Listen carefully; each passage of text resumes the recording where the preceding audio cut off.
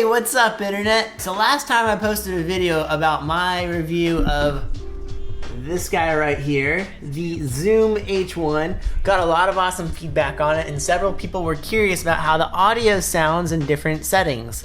So currently you're listening to the Zoom H1. This is me holding it, and it picks up a lot of shake, I've noticed, after the last couple months of using it. So like if I'm trying to hold it, maybe if you could consider it on like a boom pole or something, like every little flick picks it up. Watch the meter on the side. That is something to be aware of while you are using the Zoom H1, is audio levels. It's very, very sensitive. Something else that I don't have for it yet is a windsock. So we're gonna get creative. I'm gonna take this thing outside and I'm gonna show you guys what the Zoom H1 operates like in a couple of different louder settings. Okay, one other thing to note too. I did go through and I did correct and kind of fix the audio a little bit all throughout here. But Garrett, if you're making a video about the audio receiver, then why would you correct it? Because in your video, what's gonna make a bigger difference is what you can actually do inside of something like Final Cut. Go through and fix it. If you're gonna spend the money and fork it out for a Zoom H1, you should really figure out how to tweak audio first. There are parts in here like the very end. It's all straight out of my iPhone, nothing on the Zoom H1. And then there's little bits in here too with the G7x, which I do kind of know. So be aware of that. Okay, back to the video. Currently, at least I am pretty sure, because the last place I had it set to, there's a volume input level on the Zoom H1, and you can adjust it. I believe mine's either at 65 or 70. When you first receive it, it's at 50. You can go all the way down to 0 and all the way up to 100 that you can set the input level at. You get a little bit of white noise around 65, 70, but I'm okay with that because I feel as if it picks up the voice a lot louder and you have to do a lot less correction to your audio once it's actually imported. So let's go on an adventure and go see what this thing sounds like in different environments. So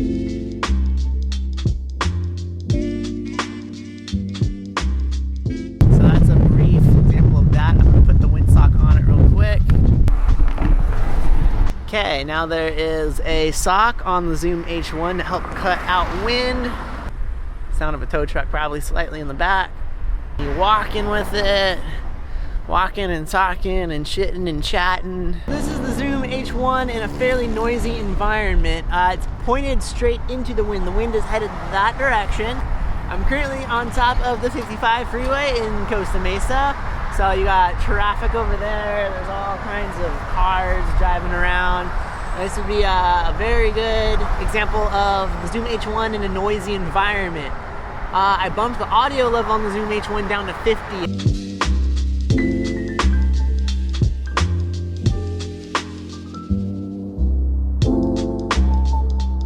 So this would be the Zoom H1. The cool part is you can record from a distance.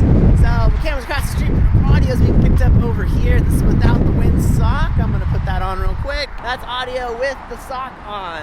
So hopefully that sounds better and cuts out the wind again.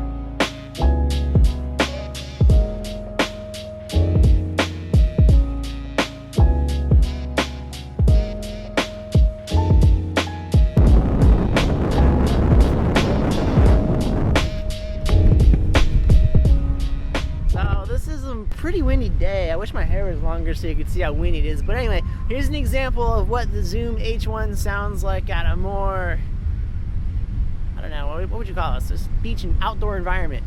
Here's some audio. Like I said, the wind is blowing pretty good. The audio level on the Zoom H1 is still at 50. I am not an audio technician. I don't know what I should be setting it to. I don't watch the meter that often. I think it just sounds better than the audio in the G7x, so I prefer it.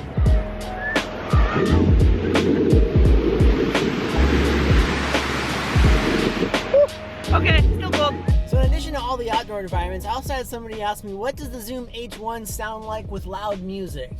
I don't have loud music, but I have the stereo in my car and my awesome iPhone. My car is running. The air conditioner is on in my car, so there's a lot of background noise going. Audio in my car is at level 8, which isn't loud. I usually consider 20 in my car like blasting super loud, so let's fast forward a little bit. Volume up. Volume is at 12 on my car.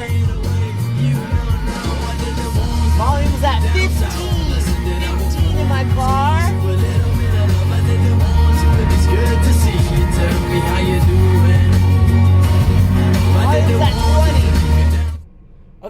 volume at 20. Let's adjust this guy. Can I do it on the fly? I sure can. We're gonna take the level on the Zoom H1 down to 25 and do the same thing again. Okay, so zoom level is at 25, recording me. Car audio's at 6. Car audio at 10. 15.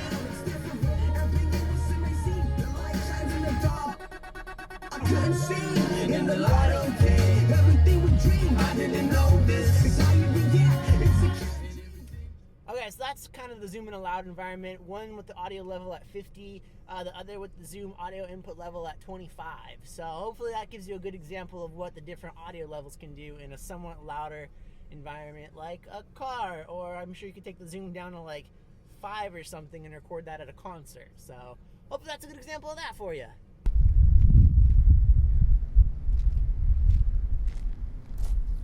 Okay, so this is an example of how the Zoom H1 can sound outside. Somebody said they wanted to hear the Zoom H1 in a garden setting. I'm over at the Costa Mesa Recreational Center, and this is the closest thing I do to a garden. You see, you got pretty flowers. It's kind of garden, right? So here's that. That's without the sock on. We're going to put the sock on and see if that cuts some of the wind out, because like I've said a gazillion times, it is a slightly breezy day.